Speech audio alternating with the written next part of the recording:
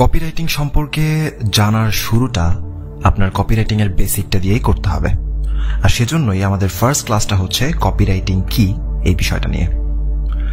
So এক কথা যদি বলতে হয় তাহলে বলবো কপিরাইটিং হচ্ছে অ্যাড কপি অথবা সেলস কপি লেখার প্রসেস।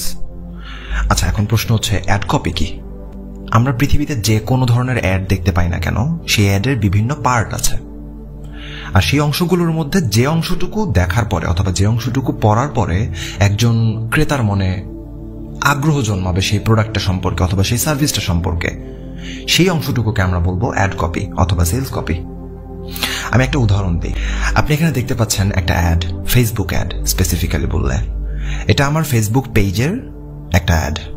আচ্ছা, এখানে এই অ্যাডটাকে যদি আমরা একটু অস্ত্রোপচার করি তাহলে আপনি দেখতে পারবেন এই অ্যাডের মধ্যে একটা টাইটেল দেখতে পাচ্ছি আমরা, ঠিক আছে, হেডলাইন অথবা টাইটেল। দেন আমরা এখানের মধ্যে আমাদের সেন্ড মেসেজ একটা বাটন অথবা অবজেক্টিভ দেখতে পাচ্ছি, রাইট? লাল রঙের একটা বাজি দেখতে পাচ্ছি যেটা অ্যাকচুয়ালি ছবি। আচ্ছা, আর বাকি যে লেখাটুকু আপনি দেখতে পাচ্ছেন 870 টাকা থেকে শুরু করে বাজি পর্যন্ত, এই পুরো লেখাটুকু হচ্ছে অ্যাড কপি। আমি আরেকটা এক্সাম্পল দিই, কারণ শুধুমাত্র কিন্তু ফেসবুকের বা ইনস্টাগ্রামের জন্য অথবা সোশ্যাল মিডিয়ার জন্যই আমরা অ্যাড কপি লেখা শিখবো না, আমাদের আরো অনেকগুলো টাইপের অ্যাড কপি লেখা শিখতে হবে। সো যদি আমরা গুগলের একটা এক্সাম্পল দেখি, আপনি এখানে দেখতে পাচ্ছেন 3টা অ্যাড, রাইট? গুগলে যে কোনো টপিক লিখে সার্চ করলে অ্যাকচুয়ালি আমরা এরকম প্রথম ফার্স্ট 3টা অথবা 4টা অ্যাকচুয়ালি রেজাল্ট অ্যাড দেখতে পাই। তো এই অ্যাডগুলোর মধ্যে প্রত্যেকটাতে কিন্তু আপনি ক্লিক করবেন না, অথবা ম্যাক্সিমাম মানুষই কিন্তু হুট করে ফার্স্টে প্রথমটাতে বা সেকেন্ডে দ্বিতীয়টাতে তারপরে তৃতীয়টাতে এইভাবে ক্লিক করবে না। তাহলে সেই ক্ষেত্রে তারা কি করবে? তারা এখান থেকে, বা আমরা কি করবো অ্যাকচুয়ালি, আমরা যদি একজন অডিয়েন্স হিসেবে থিঙ্ক করি, আমরা অডিয়েন্স হিসেবে থিঙ্ক করলে আমরা এখান থেকে কিন্তু সবগুলোতে ক্লিক করছি না, আমরা যে কোনো একটাতে ক্লিক করবো অথবা দুটোতে ক্লিক করবো, রাইট? আচ্ছা, সো আমরা কি দেখে ক্লিক করবো? এই অ্যাডের বিভিন্ন লেখা পড়ে, অথবা অ্যাডের সাথে যদি ছবি থাকে তাহলে সেই ছবিটা দেখে, অথবা অ্যাডের টাইটেল পড়ে, অ্যাডের লিঙ্কটা পড়ে, রাইট? এই বিষয়গুলো অ্যাকচুয়ালি অ্যাড কপির অংশ।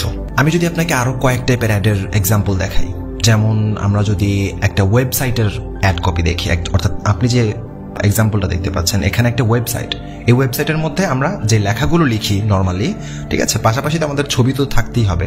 সো ছবির পাশাপাশি আমরা যে লেখাগুলো লিখি, অর্থাৎ আমাদের এখানে যে ইয়োর বলার product name, then a cream platform that actually delivers, right? এই লেখাগুলো অ্যাকচুয়ালি অ্যাড কপির অংশ।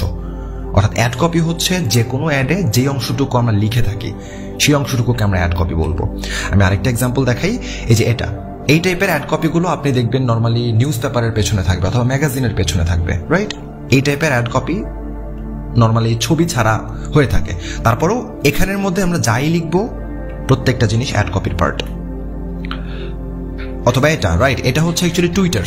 সো টুইটারের একটা অ্যাড যদি আমরা দেখতে পাই তাহলে সেই ক্ষেত্রে আপনি দেখছেন যে এখানের মধ্যে একটা ছবি ইউজ করতেছে, রাইট? সেই ছবির উপরের অংশটুকু অর্থাৎ new course, then learn about Azure, AD with MSVT, right? এই টাইপের যে লেখাগুলো, এই প্রত্যেকটা লেখা হচ্ছে অ্যাড কপি।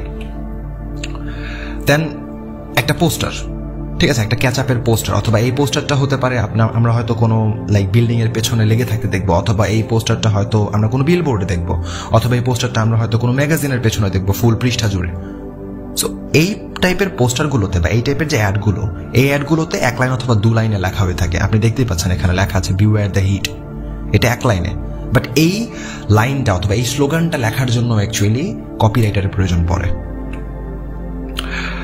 দেন ইমেইলের ক্ষেত্রে যদি আমরা বলি, রাইট, এই যে অপটিন মনস্টার একটা ইমেইলের এক্সাম্পল আমি দেখাচ্ছি এখানে, যে এই ইমেইলটা আপনি যদি ভালোভাবে খেয়াল করে থাকেন তাহলে আপনি দেখতে পারবেন এই ইমেইলটা কিন্তু আপনি দেখলে পরে ক্লিক করতে আপনার ইচ্ছে করবে যে এই ইমেইলটাতে অ্যাকচুয়ালি পরেই দেখি ভিতরে কি আছে।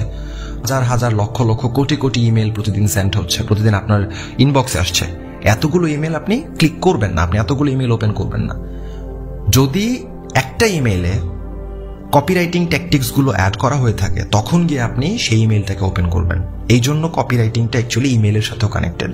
সো ইমেইলেরও আমাদের অ্যাড কপি লিখতে হয়। এখন প্রশ্ন হচ্ছে কপিরাইটার কারা?